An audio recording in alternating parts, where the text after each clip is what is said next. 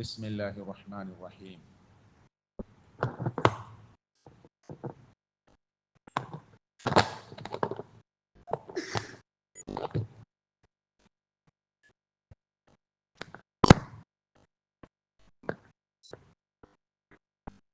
الحمد لله رب العالمين، والصلاة والسلام على رسول الله وعلى آله وصحبه أجمعين. نحمده ونستعينه ونؤمن به ونتوكل عليه ونعوذ بالله من شرور أنفسنا ومن سيئات أعمالنا. اللهم صل على محمد وعلى آل محمد كما صليت على إبراهيم وعلى آل إبراهيم إنك حميد مجيد. اللهم بارك على محمد وعلى آل محمد كما باركت على إبراهيم وعلى آل إبراهيم إنك حميد مجيد. اتقوا الله حيثما كنتم. أعوذ بالله من الشيطان الرجيم. يا أيها الذين آمنوا اتقوا الله حق تقاته ولا تموتن إلا وأنتم مسلمون. ആദരണീയരായ മുഅ്മിനീങ്ങളെ, മുഅ്മിനാത്തുകളെ, അല്ലാഹുവിനെ ഭയപ്പെട്ട് നല്ല മുഅ്മിനായി, മുസ്ലിമായി, മുത്തഖിയായി ജീവിക്കാൻ ഞാനും നിങ്ങളും ശ്രമിക്കണമെന്ന് എന്നോടും നിങ്ങളോടും ഓർമ്മപ്പെടുത്തുകയാണ്, വസിയ്യത്ത് ചെയ്യുകയാണ്. മുസ്ലിമായി, മുഅ്മിനായി, മുത്തഖിയായി, മുഖ്ലിസായി, മുവഹിദായി മരിക്കാനുള്ള സൗഭാഗ്യം സർവശക്തനായ അല്ലാഹു എനിക്കും നിങ്ങൾക്കും പ്രദാനം ചെയ്യുമാറാകട്ടെ.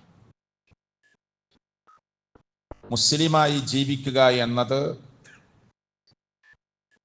മുസ്ലിമത്തായി ജീവിക്കുക എന്നത് അല്പം പ്രയാസമുള്ള ഒരു ഘട്ടത്തിലേക്കാണ് നമ്മൾ ഇപ്പോൾ എത്തിയിട്ടുള്ളത്, അല്ലെങ്കിൽ ഇനി വരാനിരിക്കുന്ന കാലം. ഒരു സാധാരണ നല്ല രൂപത്തിൽ ജീവിച്ചു പോകണമെന്ന മുസ്ലിമിനെ മാന്യമായി ഇസ്ലാമിന്റെ ആചാരങ്ങളും അനുഷ്ഠാനങ്ങളുമെല്ലാം അതിൻ്റെ മുറപ്രകാരം ചെയ്തുകൊണ്ട് ഇസ്ലാമിന്റെ അടയാളങ്ങളെല്ലാം വെച്ചു പുലർത്തിക്കൊണ്ട് മറ്റൊരാൾക്കും ബുദ്ധിമുട്ടുണ്ടാക്കാതെ, വേറെ ഒരാൾക്കും പ്രയാസമുണ്ടാക്കാതെ, നമ്മുടെ രാജ്യമാകുന്ന രാജ്യത്ത് മുൻകാല മുസ്ലിങ്ങൾ ജീവിച്ച് മരിച്ചതുപോലെ ജീവിക്കാൻ ശ്രമിച്ചാൽ തന്നെ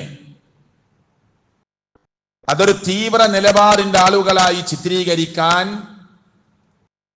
ഇസ്ലാമോഫോബിയ പണിയെടുത്തുകൊണ്ടേയിരിക്കുന്നു.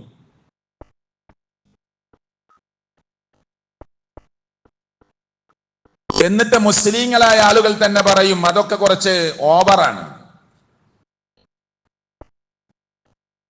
നബി സല്ലല്ലാഹു അലൈഹി വസല്ലമ ലോകത്തിന് തന്നെ മാതൃകയായി ജീവിച്ച് മരിച്ചുപോയ മഹാവ്യക്തിത്വമാകുന്ന തങ്ങളാകുന്ന മുഹമ്മദ് മുസ്തഫ, ആർദ്രതയുടെ, അനുകമ്പയുടെ, അലിവിന്റെ, വാത്സല്യത്തിന്റെ, സ്നേഹത്തിന്റെ എല്ലാ അർത്ഥത്തിലും നിറകുടമായി ജീവിച്ച്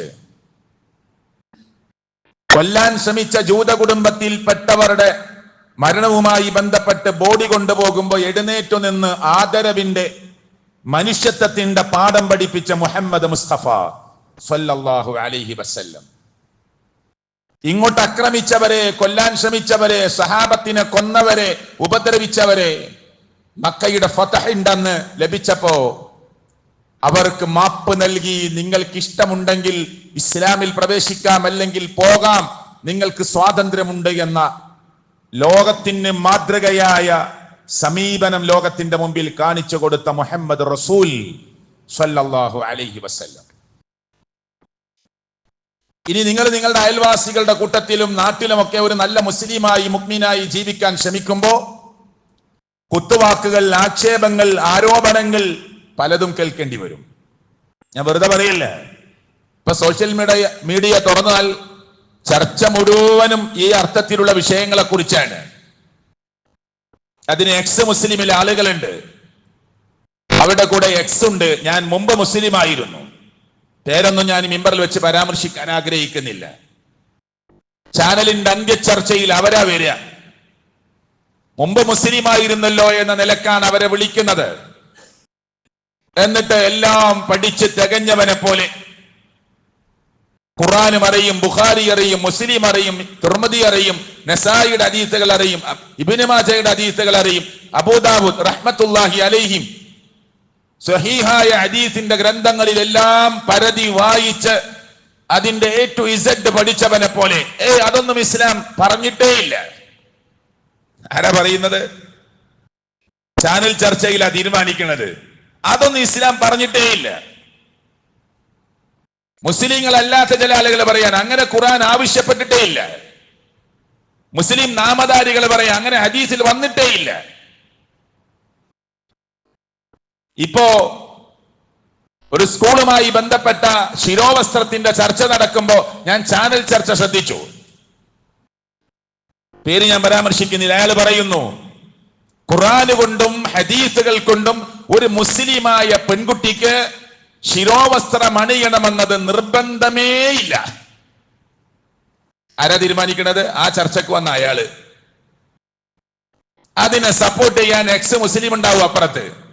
ആ പറഞ്ഞത് ശരിയാണെന്ന് പറയാൻ ഇവൻ മുമ്പ് മുസ്ലിം ആയിരുന്നു. എന്നാൽ യഥാർത്ഥ ഇസ്ലാമിന്റെ വശം പറയാൻ ശ്രമിക്കുന്ന ആളോ അയാൾക്ക് 2 മിനിറ്റോ 1.5 മിനിറ്റേ കിട്ടൂ. ഇതൊക്കെ ലോകത്ത് ബോധപൂർവമുള്ള ചില ഇടപെടലുകളാണ് എന്ന് നാം മനസ്സിലാക്കേണ്ടതുണ്ട്.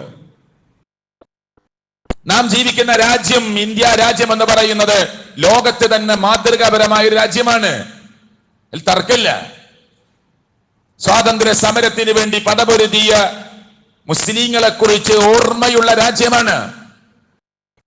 രാജ്യത്തിന്റെ ഭരണഘടന ലോകത്ത് എഴുതപ്പെട്ട ലിഖിതമായ ഏറ്റവും വലിയ ഭരണഘടനയാണ് ഈ രാജ്യത്തിൻ്റെത്. ഏറ്റവും വലിയ. 2ാം സ്ഥാനത്ത് നൈജീരിയ പോലെ, ബ്രസീലിനെ പോലെയുള്ള രാജ്യങ്ങളൊക്കെ ഉണ്ട്, 2-3 സ്ഥാനത്തൊക്കെ. പക്ഷേ ലിഖിതമായ ഭരണഘടനയുള്ള ഏറ്റവും വലിയ രാജ്യമാണ് ഇന്ത്യ എന്ന് പറയുന്ന രാജ്യം. ആ രാജ്യത്ത് ജീവിക്കുന്ന നമ്മൾ അതിന്റെ ചില കാര്യങ്ങൾ മനസ്സിലാക്കേണ്ടതുണ്ട് എന്ന നിലക്കാണ് സൂചിപ്പിക്കുന്നത്. അതില് 448 അനുച്ഛേദങ്ങളുണ്ട്, നിയമാവലികളുണ്ട്, 25 ഭാഗങ്ങളുണ്ട്, 1,46,385 വാക്കുകളുണ്ട്. എന്നിട്ട് ആ നീണ്ടു കിടക്കുന്ന ഭരണഘടനയിൽ ആർട്ടിക്കിൾ 25 പറയുന്നത് ഒരു മനുഷ്യന് അവന്റെ മതവിശ്വാസം വിശ്വസിക്കുവാനും അത് ആചരിക്കുവാനും പ്രചരിപ്പിക്കുവാനുള്ള സ്വാതന്ത്ര്യം നൽകുന്നു. ആർട്ടിക്കിൾ 25. രാജ്യത്ത് ഇന്ത്യ എന്ന് പറയുന്ന നമ്മുടെ രാജ്യത്ത് എനിക്ക് ഇസ്ലാമാണ് ശരി എന്ന് തോന്നിയാൽ അത് സ്വീകരിക്കാം. ഹൈന്ദവനായി ജനിച്ച, ക്രൈസ്തവനായി ജനിച്ച ഒരാൾക്ക് ഇസ്ലാമാണ് ശരി എന്ന് തോന്നിയാൽ അത് സ്വീകരിക്കാം. മുസ്ലിമായി ജനിച്ച ഒരാൾക്ക് ക്രൈസ്തവതയാണ് ശരി എന്ന് തോന്നിയാൽ അങ്ങോട്ട് പോകാം. ക്രൈസ്തവനായി ജനിച്ച ഒരാൾക്ക് ഹിന്ദുവാണ്, ഹൈന്ദവതയാണ് ശരി എന്ന് തോന്നിയാൽ അങ്ങോട്ട് പോകാം. ഭരണഘടന അവന് മൗലികമായ അവകാശം അതിനെ വകവെച്ചു കൊടുക്കുന്നു. ഈ രാജ്യത്ത് ഒരു മനുഷ്യൻ അവന്റെ വിശ്വാസം ആചരിക്കാനും അതിൽ അടിയുറച്ച് വിശ്വസിക്കുവാനും അത് പ്രചരിപ്പിക്കുവാനുമുള്ള അവകാശവും സ്വാതന്ത്ര്യവും നൽകുന്നു ആർട്ടിക്കിൾ 25. 26 പോയാലോ, ആർട്ടിക്കിൾ 26 പോയാൽ മതപരമായ കാര്യങ്ങൾ കൈകാര്യം ചെയ്യാനുള്ള പൂർണ്ണമായ സ്വാതന്ത്ര്യം നൽകുന്നു. മതപരമായ കുറെ ചടങ്ങുകളുണ്ട്, ആചാരങ്ങളുണ്ട്, അനുഷ്ഠാനങ്ങളുണ്ട്. അത് സ്വതന്ത്രമായി നിർവഹിക്കുവാനുള്ള അവകാശം നൽകുന്നു ആർട്ടിക്കിൾ 26. 14 പോയി നോക്കൂ നിങ്ങള്. നിയമത്തിന് മുന്നിൽ തുല്യനീതി, നിയമത്തിന് മുന്നിൽ തുല്യത അവകാശപ്പെടുത്തുന്ന ആർട്ടിക്കിൾ 14. 15 പോയി നോക്കൂ നിങ്ങൾ. മതം, ജാതി, ലിംഗം എന്നിവയുടെ വ്യത്യാസത്തിലുള്ള സർവ വിവേചനങ്ങളെയും തടയുന്നു. ഇതൊക്കെ ഇന്ത്യൻ ഭരണഘടന ഇന്ത്യയിൽ ജനിച്ചു വളരുന്ന ഒരു പൗരന് അവകാശമായി നൽകുന്നു ഈ രാജ്യത്തിന്റെ ഭരണഘടന. ആർട്ടിക്കിൾ 29 പോയാൽ ന്യൂനപക്ഷ വിഭാഗങ്ങളുടെ താല്പര്യങ്ങൾ സംരക്ഷിക്കണം. ന്യൂനപക്ഷ വിഭാഗങ്ങളുടെ താല്പര്യങ്ങൾ സംരക്ഷിക്കണം.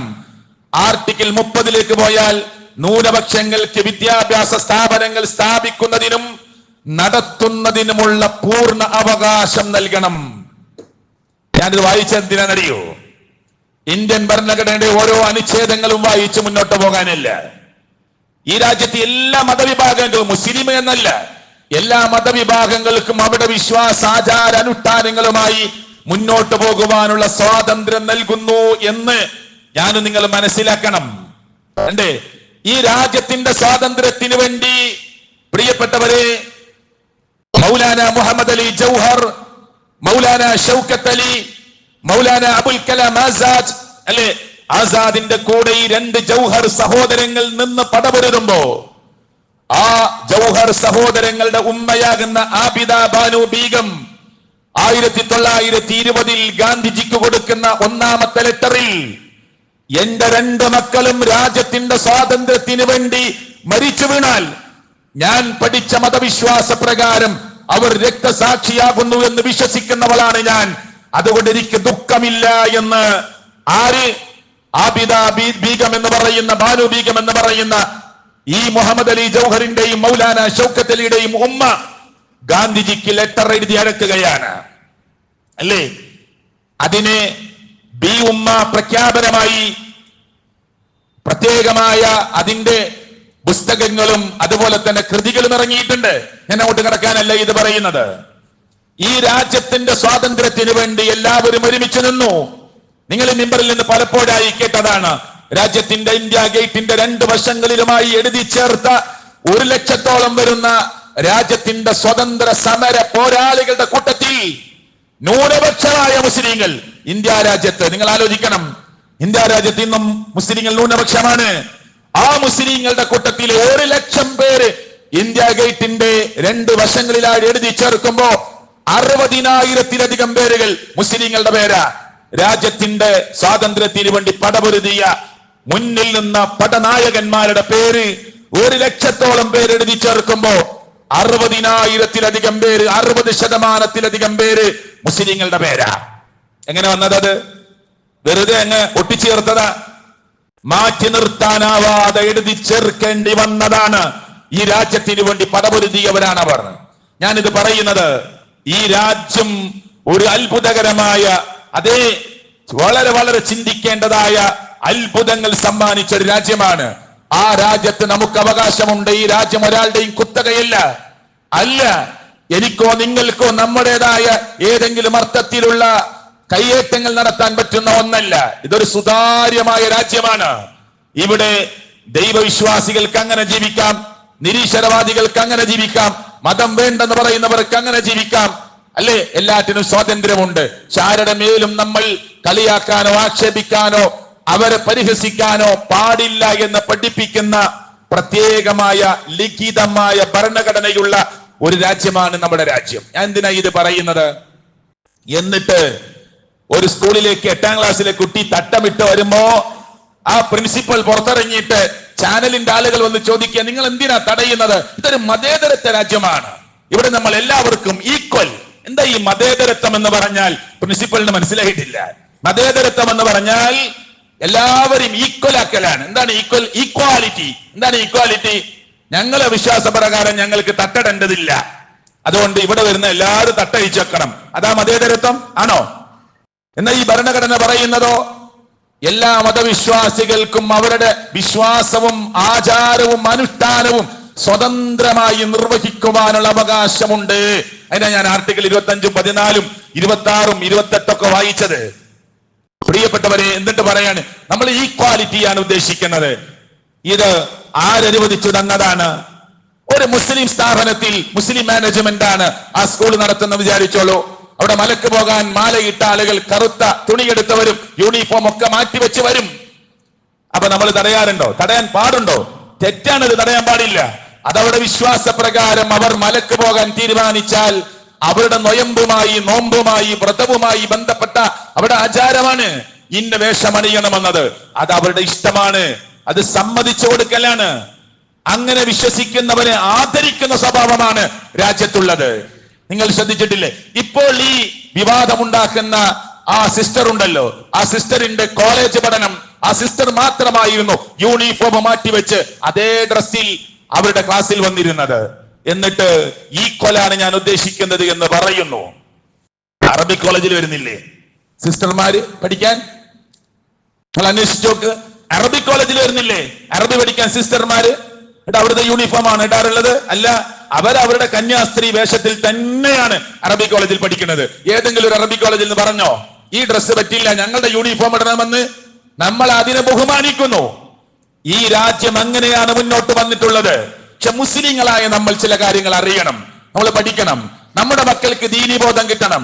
അതിന് മറ്റുള്ളവരെ കുറ്റപ്പെടുത്തിയിട്ട് കാര്യമില്ല. ഇനി എന്തിനാ ഈ സ്കൂളും കാര്യങ്ങളൊക്കെ പറയുന്നത്? രാജ്യത്തിന്റെ നിയമാവലികൾ പറയുമ്പോ, ഇവിടുത്തെ ജനാധിപത്യം പറയുമ്പോ, ഇവിടുത്തെ മതേതരത്വം പറയുമ്പോ, ഇവിടെ നാനാത്വത്തിൽ ഏകത്വം ഉദ്ഘോഷിക്കുമ്പോ ഇത് ചെയ്യരുത് എന്ന് പറയേണ്ട ബാധ്യത നമുക്കുണ്ട്.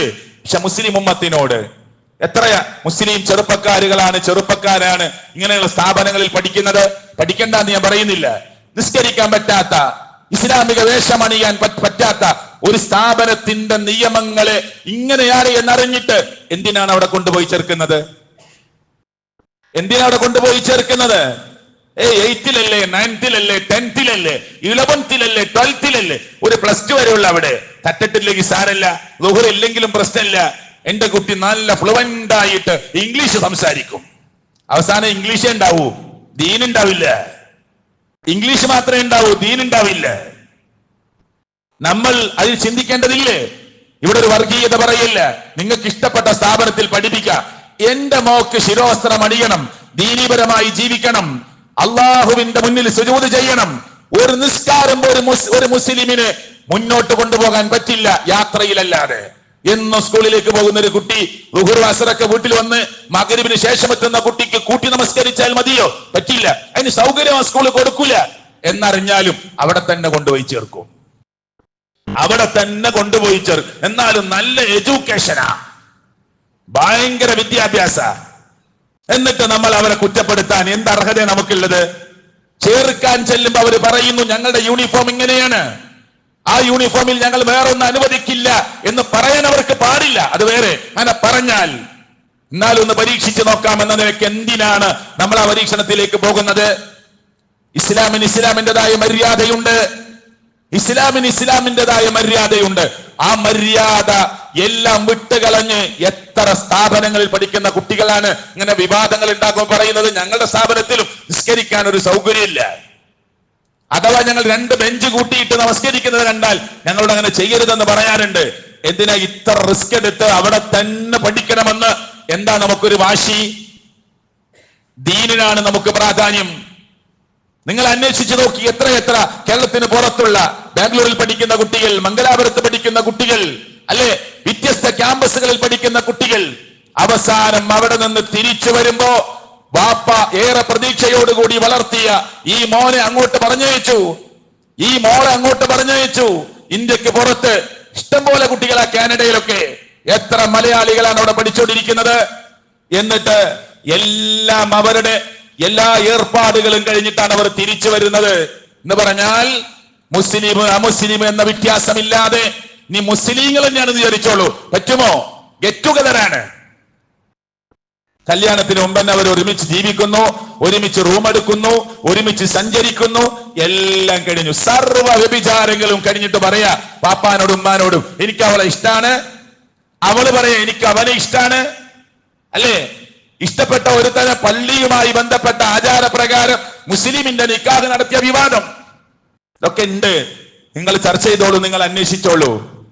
വലിയ വലിയ പാർട്ടിക്കാർ വരെ അങ്ങനെയാണ് പറയാറുള്ളത്. തിരിച്ചു സംഭവിച്ചാൽ ആർക്കും പ്രശ്നമൊന്നുമില്ല. അതൊന്നും പ്രശ്നമുള്ള കാര്യമില്ല, അത് അവരുടെ ഇഷ്ടല്ലേ. അത് ഫേസ്ബുക്കിൽ പോസ്റ്റ് ചെയ്യാൻ റെഡിയാണ്, എവിടെയും കൊണ്ടുപോയി അതിനെ പരസ്യപ്പെടുത്താൻ റെഡിയാണ്. പക്ഷെ ഇതിന് നിൽക്കുന്ന പെൺകുട്ടിയും ആൺകുട്ടിയും മനസ്സിലാക്കണം, രക്ഷിതാക്കൾ അറിയണം. അവർ അവരുടെ ദീനീബോധം ഈ മക്കൾക്ക് കൃത്യമായി കൊടുക്കേണ്ട സമയത്ത് കൊടുത്തിട്ടുണ്ടോ? ഉണ്ടോ? കൃത്യമായി അവരെ പഠിപ്പിക്കേണ്ട സമയത്ത് പഠിപ്പിച്ചിട്ടുണ്ടോ? ചില കുട്ടികൾ പറയാം, ഞങ്ങൾ ഇംഗ്ലീഷ് മീഡിയത്തിലാണ് പഠിച്ചത്.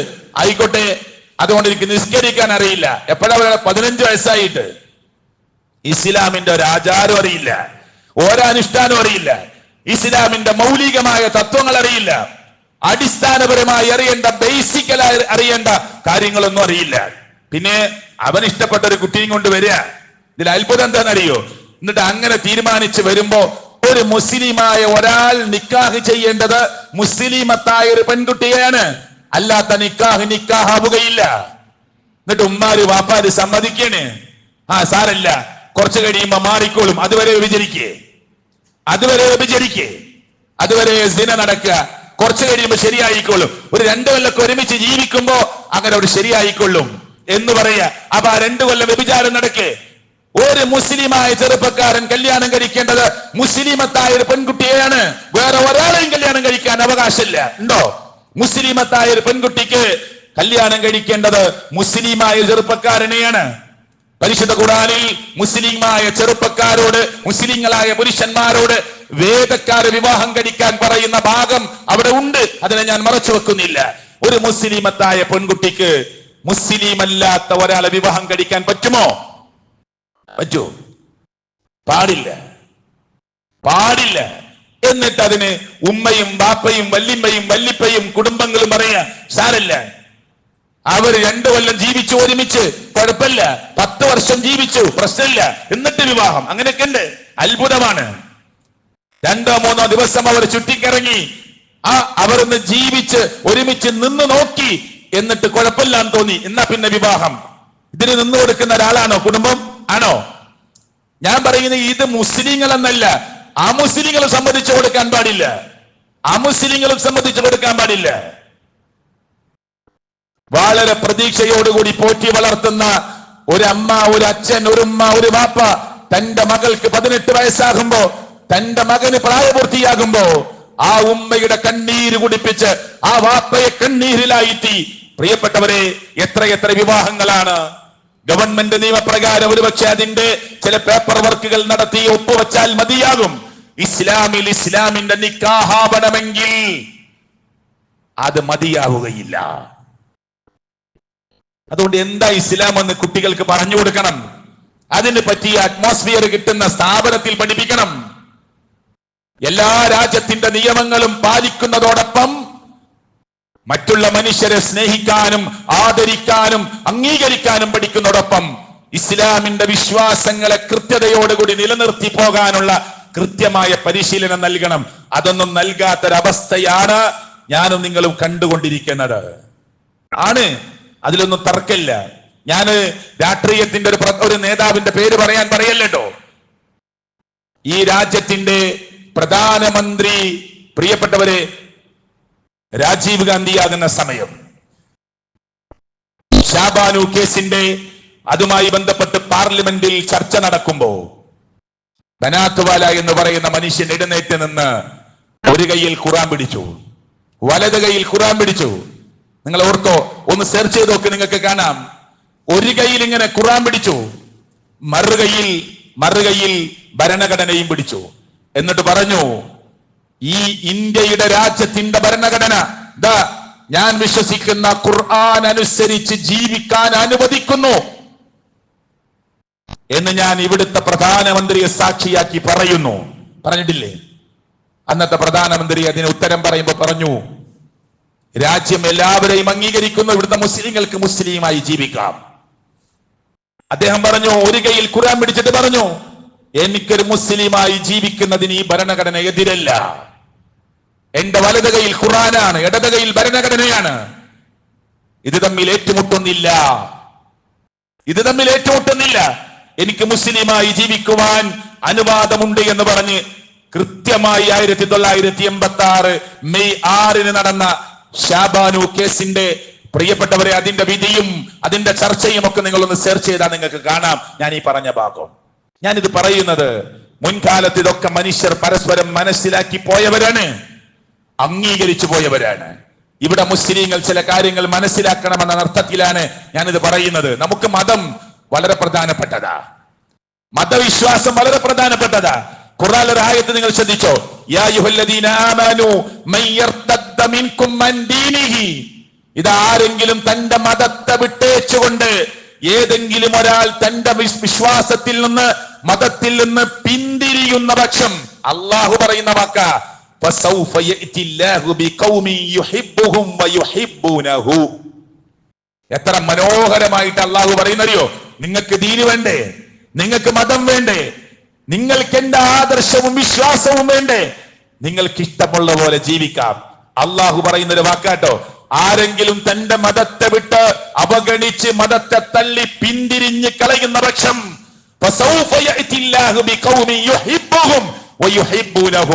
അള്ളാഹുവിനെ ഇഷ്ടപ്പെടുന്ന അവർ അള്ളാഹുവിനെയും അള്ളാഹു അവരെയും ഇഷ്ടപ്പെടുന്ന ഒരു ടീമിനെ അല്ലാഹ് നിങ്ങളെ മാറ്റി നിർത്തി ബദൽ കൊണ്ടുവരുമെന്ന് സർവശക്തനായ അള്ളാഹു. നിങ്ങൾക്ക് ദീന് വേണ്ടേ, എന്നാ നിങ്ങളെ മാറ്റി നിർത്തി ദീനിനെ ഇഷ്ടപ്പെടുന്ന, എന്നെ ഇഷ്ടപ്പെടുന്ന, ഞാൻ അവരെയും ഇഷ്ടപ്പെടുന്ന ഒരു ടീമിനെ അള്ളാഹു ബദൽ കൊണ്ടുവരും. അദില്ലത്തിൻ അലൽ മുഅ്മിനീൻ, അവർ മുഅ്മിനീങ്ങളോട് വളരെ വിനയത്തോടു കൂടി അതേ പെരുമാറുന്ന ആളുകളായിരിക്കും. അഇസ്സത്തിൻ അലൽ കാഫിരീൻ, സത്യത്തെ നിഷേധിക്കുന്നവരുടെ മുമ്പിൽ പ്രതാപത്തോടുകൂടി ഇസ്ലാമിനെ ഉയർത്തിക്കാണിച്ച് ജീവിക്കുന്ന ആളുകളായിരിക്കും. യുജാഹിദൂന ഫീ സബീലില്ലാഹ്, അള്ളാഹുവിന്റെ മാർഗത്തിൽ ധർമ്മ സമരത്തിൽ ഏർപ്പെടുന്നവരായിരിക്കും. എന്താ ഈ ധർമ്മസമരം? സമരങ്ങളുടെ കൂട്ടത്തിൽ, ജിഹാദുകളുടെ കൂട്ടത്തിൽ വലിയ ജിഹാദാണ് പ്രിയപ്പെട്ടവരെ ദേഹേച്ഛയോടുള്ള ജിഹാദ്. എനിക്ക് പലതും കാണണമെന്ന് ആഗ്രഹമുണ്ട്, പക്ഷെ ഞാൻ എന്റെ മനസ്സിനോട് യുദ്ധം ചെയ്യുകയാണ്. പാടില്ല, എന്റെ റബ്ബ് എനിക്കത് അനുവദിച്ചു തരുന്നില്ല. എനിക്കത് കേൾക്കണമെന്നുണ്ട്, ഞാൻ എന്റെ മനസ്സിനെ പിടിച്ചു നിർത്തുന്നു. പാടില്ല, അതൊരു ജിഹാദാണ്. എനിക്ക് അങ്ങോട്ട് പോകണമെന്നുണ്ട്, എനിക്കത് പറയണമെന്നുണ്ട്, അത് കാണണമെന്നുണ്ട്. ഞാൻ എന്റെ ദേഹേച്ഛയോട് സമരം നടത്തുകയാണ്. അവിടെ നിന്ന് തുടങ്ങുന്നു ജിഹാദിന്റെ പലതും. ഖുർആൻ കൊണ്ടുള്ള ഏറ്റവും വലിയ ജിഹാദ് അള്ളാഹു പരിചയം. എന്താ ഖുർആൻ കൊണ്ടുള്ള ജിഹാദ്? ഖുർആൻ കൊണ്ട് എറിയല, ഖുർആൻ കൊണ്ട് ആക്രമിക്കലല്ല. ഈ ഖുർആൻ പറഞ്ഞതനുസരിച്ച് ജീവിക്കാൻ മുസ്ലിമായി പേരിട്ടവൻ, മുസ്ലിമത്തായി ജീവിക്കുന്ന ഒരു പെണ്ണ്, ഒരാണ്, അതിന് റെഡിയാവലാണ് ഖുർആൻ കൊണ്ടുള്ള ജിഹാദ്. എന്റെ ഖുർആനിൽ എന്റെ വിശ്വാസം പറയുന്നു, ഇത് അള്ളാഹുവിന്റെ കലാമാ. ലോകത്തിലെ ഏതെങ്കിലും ഒരു മനുഷ്യന്റെ വാക്കല്ല, ഒരു പ്രവാചകന്മാരുടെയും വാക്കല്ല. ഇത് ലോകത്തിന്റെ രക്ഷിതാവായ റബ്ബിന്റെ കലാമാണ്. കലാമുല്ലാഹി അൽ മുനസ്സൽ അലാ മുഹമ്മദിൻ സല്ലല്ലാഹു അലൈഹി വസല്ലം ബിവാസിത്തതി ജിബ്രീൽ അലൈഹി സ്വലാത്തു വസ്സലാം. മുഹമ്മദ് മുസ്തഫ സല്ലല്ലാഹു അലൈഹി വസല്ലമക്ക് അല്ലാഹു ഇറക്കി കൊടുത്ത റബ്ബിന്റെ, അല്ലാഹുവിന്റെ വിരാട് പുരുഷന്റെ സംസാരമാണ് ഈ ഖുർആൻ. ഇത് നമ്മൾ ദാരിദ്ര്യമല്ല. ഈ ഖുർആൻ പറഞ്ഞത് എനിക്ക് അംഗീകരിക്കാനുള്ളതാണ്, അനുസരിക്കാനുള്ളതാണ്. ആ ദേഹേച്ഛയോട് സമരം നടത്തി ഖുർആൻ കൊണ്ട് ജിഹാദ് ചെയ്ത് നല്ല മനുഷ്യനായി നമ്മൾ ജീവിക്കാൻ തയ്യാറാകണം. അതൊക്കെ ആർക്കാ ഭാഗ്യം കിട്ടുക? അല്ലാഹു പറയാ, ദാലിക ഫളലുല്ലാഹി യുഅ്തീഹി മൻ യശാ. അവൻ ഉദ്ദേശിക്കുന്നവർക്ക് ആ ഫളൽ അല്ലാഹ് കൊടുക്കും. അല്ലാഹു അത് നമുക്ക് പ്രദാനം ചെയ്യുമാറാകട്ടെ. വല്ലാഹു വാസിഉൻ അലീം, വല്ലാഹു വാസിഉൻ അലീം. ഈ ദീനിനെ നമുക്ക് വേണ്ടേ? മാറ്റി നിർത്താൻ നഷ്ടം നമുക്കാണ്. പല ആയുധങ്ങളും പ്രയോഗിക്കും, തൂലിക ചലിപ്പിക്കും, സോഷ്യൽ മീഡിയ ഉപയോഗിക്കും, വാട്സാപ്പ് വരും, ആ ഫേസ്ബുക്കിൽ വരും, എല്ലാറ്റിലും എന്തൊക്കെ കമന്റ്സുകൾ വരും. എല്ലാം കണ്ട് നിരാശരാവണ്ട, ആവണ്ട. 230 കോടി ജനങ്ങൾ ക്രൈസ്തവർ ഇന്ന് ലോകത്തുണ്ട്. 200ഓളം കോടി മുസ്ലിങ്ങളുണ്ട്. ലോകത്തിലെ ഏറ്റവും വലിയ ജനസംഖ്യയുള്ള രാജ്യമാണ് ഇന്ത്യ, അല്ലേ? അള്ളാഹ് ഒരു കാര്യം മുഹമ്മദ് റസൂൽ കരീം സല്ലല്ലാഹു അലൈഹി വസല്ലമയോട് പറഞ്ഞിട്ടുണ്ട്. എന്താ പറഞ്ഞെന്നറിയോ? ലോകത്ത് ഒന്നാമത്തെ ജനസംഖ്യ മുസ്ലിങ്ങളായിട്ടല്ലാതെ ലോകം അവസാനിക്കൂല. ആരൊക്കെ എന്തൊക്കെ പ്രചരിപ്പിച്ചാലും, എന്ത് പ്രോപ്പഗണ്ട ലോകത്ത് കൊണ്ടുവന്നാലും, അള്ളാഹു പറഞ്ഞ ഒരു കാര്യം നടക്കാതെ ലോകം അവസാനിക്കൂല, അവസാനിക്കൂല. ഇപ്പൊ ഖുദ്സില് കരയുന്നില്ലേ? പലസ്തീനിന്റെ മണ്ണിൽ വേദനിക്കുന്നില്ലേ? കരാറിൽ ഒപ്പിട്ട് ലംഘിക്കുന്നില്ലേ? ഇത് കണ്ട് നിങ്ങൾ നിരാശപ്പെടണ്ട. ഖുദ്സ് ചിരിക്കാതെ ലോകം അവസാനിക്കൂല. ഇത് അള്ളാഹു മുഹമ്മദ് റസൂൽ കരീം സല്ലല്ലാഹു അലൈഹി വസല്ലം പറഞ്ഞ കാര്യമാണ്. നമ്മൾ പ്രാർത്ഥിക്കുക, നമ്മൾ പ്രാർത്ഥിക്കുക, അള്ളാഹു അവർക്ക് സമാധാനം കൊടുക്കുമാറാകട്ടെ. യുരീദൂന ലിയുത്ഫിഉ നൂറല്ലാഹി ബിഅഫ്വാഹിഹിം, അവരുടെ നാവ് കൊണ്ട്, അവരുടെ വാ കൊണ്ട് അവർ ഈ അള്ളാഹുവിന്റെ ദീനിനെ, അള്ളാഹുവിന്റെ പ്രകാശത്തെ, റബ്ബിന്റെ മതത്തെ ഊതിക്കെടുത്താൻ അവർ ഉദ്ദേശിക്കുന്നുണ്ട്. അല്ലാഹ് പറയാ, ഈ ദീനിനെ ഊതിക്കെടുത്താൻ പലരും പല പടികൾ എടുത്തോണ്ടിരിക്കുന്നുണ്ട്. ഉണ്ട്. മുസ്ലിങ്ങൾ തീവ്രവാദികളാന്ന് വരുത്താൻ IS പോലെയുള്ള ടീമിനെ ഉണ്ടാക്കിയിട്ടില്ലേ? പഠിച്ചോക്ക്. പുറത്തു വന്നിട്ടില്ലേ? അതൊക്കെ ഉണ്ട്.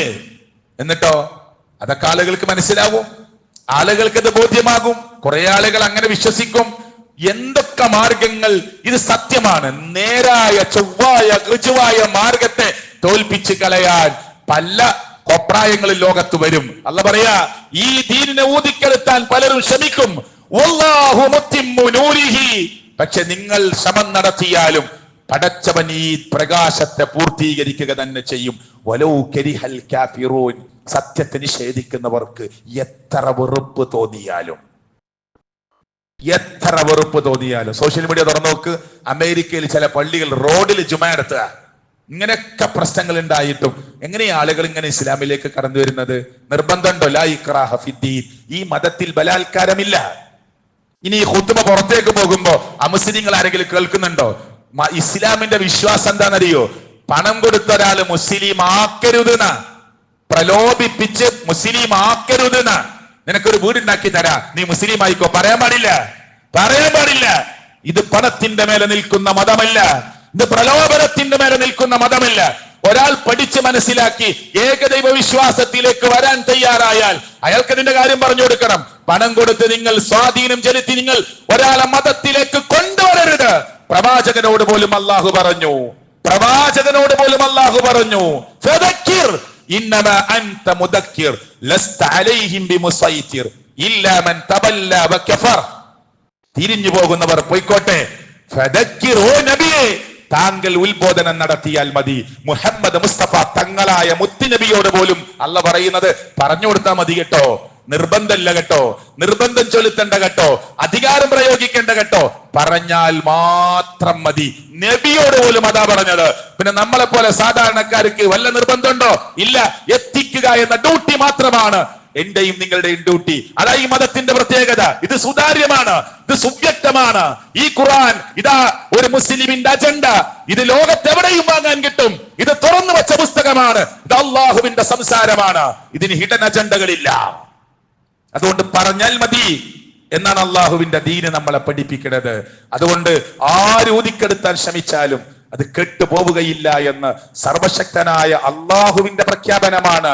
ഹുവല്ലദീ അർസല റസൂലഹു ബിൽ ഹുദാ വദീനിൽ ഹഖ്. സന്മാർഗവുമായി യഥാർത്ഥ മതവിശ്വാസവുമായി അല്ലാഹു തആല നബിയെ പ്രവാചകനയച്ചു. എന്തിനയച്ചെന്നറിയോ? ലിയുദ്ഹിറഹു അലദ്ദീനി കുല്ലിഹി. ലോകത്ത് എന്തൊക്കെ മതങ്ങളുണ്ടോ ആ മതത്തിന്റെ മേലെ ഇസ്ലാം ഇങ്ങനെ പ്രകടമായി തെളിഞ്ഞു നിൽക്കാൻ വേണ്ടി നിൽക്കുന്നു. ഈ ഇരിക്കണ നമ്മുടെ ക്വാളിറ്റി കണ്ടിട്ടൊന്നല്ല ആളുകൾ ഇസ്ലാമിലേക്ക് വരിക. അല്ല, ഇസ്ലാം ഇതിങ്ങനെ പ്രത്യക്ഷമായിട്ട് പ്രകടമായിട്ട് പ്രൊജക്ട് ചെയ്ത് നിൽക്കുന്നുണ്ട്. പഠിക്കും. ഓരോ മനുഷ്യനും ചിന്തിക്കും. അവന്റെ ഹൃദയത്തിന്റെ അകത്തളങ്ങളിൽ ചിന്തയുണ്ടാകും. ഈ ലോകത്തിന്റെ പ്രപഞ്ചത്തിന്റെ അണ്ടകടാഹങ്ങളുടെ അധിപനായ റബ്ബിന്റെ വഹദാനിയത്ത്, ഒരു ഏകദൈവ വിശ്വാസത്തെ കുറിച്ചുള്ള ചിന്ത ഇസ്ലാമിലേക്ക് വരുന്നവനോട് സംസാരിച്ചോക്ക്. എനിക്ക് മുമ്പേ ഉണ്ട് ഒരു ഏകദൈവ വിശ്വാസത്തെ കുറിച്ച്, എല്ലാറ്റിനും ആരാധിക്കുക, അത് ശരിയല്ല. ഒരു മഹാശക്തി ആ ചിന്ത അള്ളാഹു മനുഷ്യരുടെ ഹൃദയത്തിലേക്ക് സന്നിവേശിപ്പിച്ചിട്ടുണ്ട്. നിങ്ങൾ ആരുടെയും കേട്ടോ ഒരു സഹായമില്ലാതെ റബ്ബ് അത് അള്ളാഹു ഉദ്ദേശിച്ചതുപോലെ പൂർത്തിയാക്കും. എന്താ നമ്മുടെ ബാധ്യത? നമ്മൾ മുസ്ലിമായി ജീവിക്കുക, മുഅ്മിനായി ജീവിക്കുക, ആളുകൾക്ക് മാതൃക കാണിക്കുക, സത്യം പറഞ്ഞു കൊടുക്കുക. നിർബന്ധമില്ല. അള്ളാഹു അനുഗ്രഹിക്കുമാറാകട്ടെ, അള്ളാഹു അനുഗ്രഹിക്കുമാറാകട്ടെ. അള്ളാഹുവിന്റെ ദീനായി മനസ്സിലാക്കാനുള്ള കഴിവും ശക്തിയും അള്ളാഹു പ്രദാനം ചെയ്യുമാറാകട്ടെ. അൽഹംദുലില്ലാഹ് വസ്സലാത്തു വസ്സലാമു അലാ റസൂലില്ലാഹി വഅലാ ആലിഹി വസഹ്ബിഹി അജ്മഈൻ. തഖുല്ലാഹ്. അള്ളാഹുവിനെ സൂക്ഷിക്കണേ എന്ന് ഞാൻ എന്നോടും നിങ്ങളോടും ഓർമ്മപ്പെടുത്തുകയാണ്. പരിശുദ്ധ ഖുർആൻ സ്ത്രീകളോട് പറഞ്ഞു, വഖുല്ലിൽ മുഅ്മിനാതി യഗ്ളുദ്ന മിൻ അബ്സ്വാരിഹിന്ന വയഹ്ഫളിന ഫുറൂജഹുന്ന വലാ യുബ്ദീന സീനതഹുന്ന ഇല്ലാ മാ ളഹറ മിൻഹാ വൽയദ്രിബിന ബിഖുമുരിഹിന്ന അലാ ജുയൂബിഹിന്ന. വിശദീകരിക്കാൻ സമയമില്ല. മുഅ്മിനാത്തുകളായ സ്ത്രീകളോട് പറഞ്ഞു, നിങ്ങൾ കണ്ണുകളെ, ദൃഷ്ടികളെ കൺട്രോൾ ചെയ്യണം, താഴ്ത്തണം. നിങ്ങളുടെ ലൈംഗിക അവയവങ്ങളെ കാത്തു സൂക്ഷിക്കണം. നിങ്ങളുടെ പ്രകടമാക്കാൻ പറ്റുന്നതല്ലാത്ത ഒന്നും നിങ്ങൾ പ്രത്യക്ഷപ്പെടുത്തരുത്. മുഖവും മുൻകൈ ഒഴിച്ച് ബാക്കിയെല്ലാം. ഒരു മുസ്ലിമത്തായ പ്രായപൂർത്തിയെത്തിയ ഒരു പെണ്ണിന് മറക്കൽ നിർബന്ധമാണ്. ചാനൽ ചർച്ചയിൽ കേൾക്കണ പോലെ യാതൊരു നിർബന്ധമില്ല എന്നല്ല, ഹദീസൊന്നല്ല, ഖുർആനാ പറയണത്. നിർബന്ധാണ്. എന്നിട്ട് പറഞ്ഞു അവരുടെ മുഖമക്കന അവരുടെ കുപ്പായത്തിന്റെ മാറുകളിലേക്ക് അവർ താഴ്ത്തിയിടണം. ഒരു കർട്ടനായി. നീ ഇരിക്കണ നമ്മൾ തന്നെ നമ്മളെ ഭാര്യനെ കൊണ്ട് ചെയ്യിപ്പിക്കൂല. തട്ടം ബാക്കിലേക്ക് പിടിച്ച് കെട്ടല, കഴുത്തും കട്ടിയിട്ട് നടക്കുക തട്ടട്ടവരെന്നെ. ഖുറാന്റെ കൽപ്പന എന്താ? നിങ്ങളുടെ സ്ത്രീകളുടെ മുഖമക്കന താടിയിൽ നിന്ന് കുപ്പായത്തിന്റെ മാറുകളിലേക്ക് താഴ്ത്തിയിടണം. അവിടെ നെഞ്ചിനുള്ള കർട്ടനാണ്. കേൾക്കൂല. എന്നിട്ട് നമ്മൾ മറ്റുള്ളവരെ കുറ്റം പറയാൻ റെഡിയാ. നമ്മളെ ഭാര്യനെയും പെങ്ങളെയും നമ്മുടെ മോളെയും കൂടെ കൊണ്ടുപോകുമ്പോ കഴുത്ത് കാണിച്ചിട്ടാ കൊണ്ടുപോവുക. ബാക്കിൽ കാണിക്കുന്നവരുണ്ട്, ഫ്രണ്ടിൽ കഴുത്ത് കാണിക്കുന്നവരുണ്ട്. എന്നാ തല ഇപ്പൊ പർദ്ദയൊക്കെ ഇട്ടിട്ടാ നടക്കുക. പർദ്ദയൊക്കെ ഇട്ടിട്ട് അത് മോഡലാ, തട്ടം മര്യാദക്ക് ഇടൂല. ഇന്നത്തെ ലോകത്ത് ഇങ്ങനെ ഷാളെങ്കിലും ഇടുന്നത് തന്നെ അത്ഭുത. ഓളം മുമ്പ് തന്നെ വാപ്പ പറയും, എന്റെ മോൾ ഇത്രയെങ്കിലും ഇടുന്നത് തന്നെ അത്ഭുത. ഭർത്താവ് പറയും, എല്ലാ അയൽവാസികളൊക്കെ ഇതിനെതിരാ, എന്റെ ഭാര്യ എങ്ങനെയെങ്കിലും അൽഹംദുലില്ലാ. ഇതൊക്കെയാണ് നമ്മുടെ സംസാരം. ഖുർആൻ പറഞ്ഞതോ നിങ്ങളുടെ മുഖമക്കന താടിയിൽ നിന്ന് കുപ്പായത്തിന്റെ മാറുകളിലേക്ക് താഴ്ത്തിയിടണം. ഇത് ഖുർആന്റെ കൽപ്പനയാണ്. ഞാൻ കഴിഞ്ഞ ഖുത്ബ എന്റെ മഹലിലായിരുന്നു, നാട്ടില്. അവിടെ ഞാൻ ക്രിസ്ത്യാനികൾ ധാരാളമുള്ള ആളുകളാ. നമ്മുടെ ഖുത്ബ പുറത്തേക്ക് ഈ വാട്സപ്പിലൊക്കെ വിട്ടുകൊടുക്കുന്ന സ്ഥല. അവിടെ ഞാൻ ബൈബിളിൽ തട്ടമിടാൻ പറയുന്നത് വായിച്ചു. ആർക്കെങ്കിലും ഉപകാരപ്പെടട്ടെ എന്ന നിലയ്ക്ക് വായിക്കാണ്. സമയം അധികരിക്കുന്നു.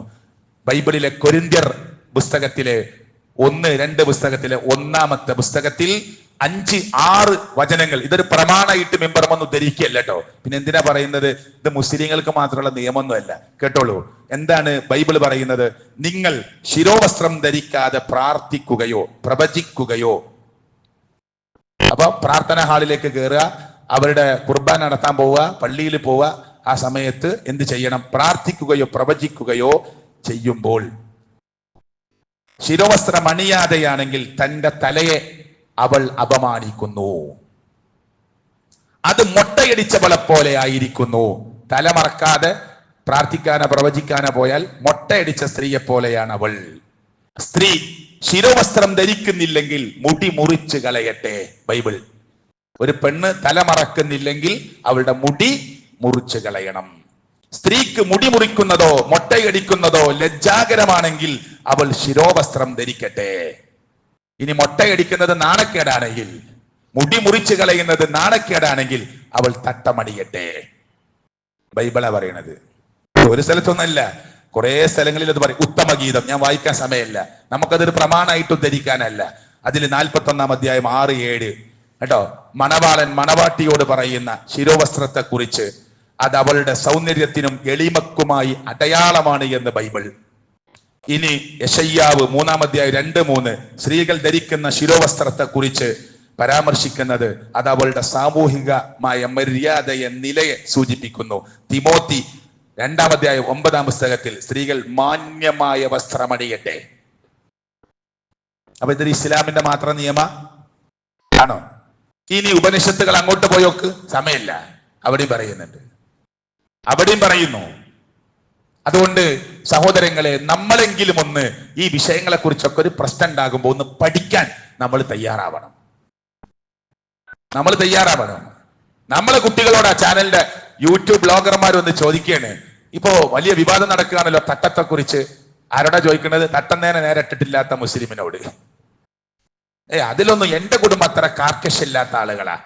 ഇവര് 100 ആളോട് ചോദിക്കും, 10 കുട്ടികളുടെ ഔട്ട് ചെയ്യുള്ളൂ. ആ 10 ആരതായിരിക്കും? അതൊന്നും വലിയ വിഷയമല്ല എന്ന് പറയുന്നവരത്. കാർക്കശം പറഞ്ഞവരതൊക്കെ മുങ്ങി. ഇത് ദീനിന്റെ നിയമാണെന്ന് പറഞ്ഞവരതൊന്നും പുറത്തുവിടൂല. അപ്പൊ ബാക്കി കുട്ടികൾ ഇതൊക്കെ ഇങ്ങനെ കേൾക്കുമ്പോ മുസ്ലിങ്ങൾ എന്നെ ഇതിനെ അനുകൂലിക്കുന്നില്ല. അപ്പോ കുറച്ചൊക്കെ തട്ടം ഇടണമെന്ന് ആഗ്രഹിക്കുന്നവരും പതുക്കെ അതിലേക്ക് പോകുന്നു. കുറച്ചു കാലമായി ഈ അർത്ഥത്തിലുള്ള ചിന്തകൾ നമ്മുടെ നാട്ടിൽ വളർന്നുകൊണ്ടിരിക്കുകയാണ്. അതിന്റെ ഫലം, ധാരാളം തിക്തഫലം നമ്മുടെ നാട്ടിൽ കാണുന്നുണ്ട്. കുട്ടികൾ കല്യാണം വേണ്ട എന്ന് പറയുന്നു, കല്യാണം എന്റെ ഇഷ്ടമാണെന്ന് പറയുന്നു. അതില് എനിക്ക് ഒരു പാപ്പ പരാതി പറഞ്ഞതാ, പെൺകുട്ടിയോട് വിവാഹത്തെ കുറിച്ച് ഉപദേശിക്കുമ്പോ എനിക്ക് 19 വയസ്സായി, ഇനി എന്റെ കാര്യത്തിൽ നിങ്ങൾ ഇടപെടണ്ട, ഞാൻ ആരെ കല്യാണം കഴിക്കണം, ആരെ കൂടെ ജീവിക്കണം ഞാൻ തീരുമാനിച്ചോളാം. ആരെ കൂടെ അവൾ തീരുമാനിച്ചത്? ഒരു മുസ്ലിമായ ചെറുപ്പക്കാരന്റെ കൂടെ പോലും അല്ല. അതിനൊക്കെ എനിക്ക് അധികാരം. ഇതിങ്ങനെ കുട്ടികളെ കുറച്ച് വർഷങ്ങളായി ആരോ ഒരു ഹിഡൻ അജണ്ട തയ്യാറാക്കി പഠിപ്പിക്കുന്നുണ്ട്. ബോധവാന്മാരായിട്ടില്ലെങ്കിൽ വലിയ അപകടം നമ്മെ കാത്തു നിൽക്കുന്നു. അള്ളാഹു എന്നെയും നിങ്ങളെയും ചിന്താശക്തിയുള്ള മുഅ്മിനീങ്ങളാക്കി മുസ്ലിങ്ങളാക്കി മാറ്റി അനുഗ്രഹിക്കുമാറാകട്ടെ. ആരോടും നമുക്ക് വിദ്വേഷമില്ല, വെറുപ്പില്ല. എല്ലാ മനുഷ്യരോടും സ്നേഹവും അതുപോലെ തന്നെ അയൽപക്ക ബന്ധങ്ങളും സാമൂഹ്യ മര്യാദയും പാലിക്കേണ്ടവരാണ് നമ്മൾ. പക്ഷേ മതത്തെ അടിയറ വെക്കുന്ന ഒരു മുസ്ലിമായി നമ്മൾ ജീവിച്ചുകൂടാ. അള്ളാഹു നമ്മെ അനുഗ്രഹിക്കുമാറാകട്ടെ. വന്നുപോയ എല്ലാ തെറ്റുകുറ്റങ്ങളും അള്ളാഹു പുറത്തു മാപ്പ് നൽകുമാറാകട്ടെ. അള്ളാഹുവെ, മരിക്കുമ്പോൾ ലാ ഇലാഹ ഇല്ലല്ലാഹ് എന്ന കലിമത്ത് തൗഹീദ് ഉച്ചരിച്ച് മരിക്കാൻ നീ ഞങ്ങൾക്ക് സൗഭാഗ്യം നൽകണേ അല്ലാഹ്. اللهم اغفر للمؤمنين والمؤمنات والمسلمين والمسلمات. ربنا تقبل منا إنك أنت السميع العليم. ربنا آتنا في الدنيا حسنة وفي الآخرة حسنة وقنا عذاب النار. آمين آمين برحمتك يا أرحم الراحمين.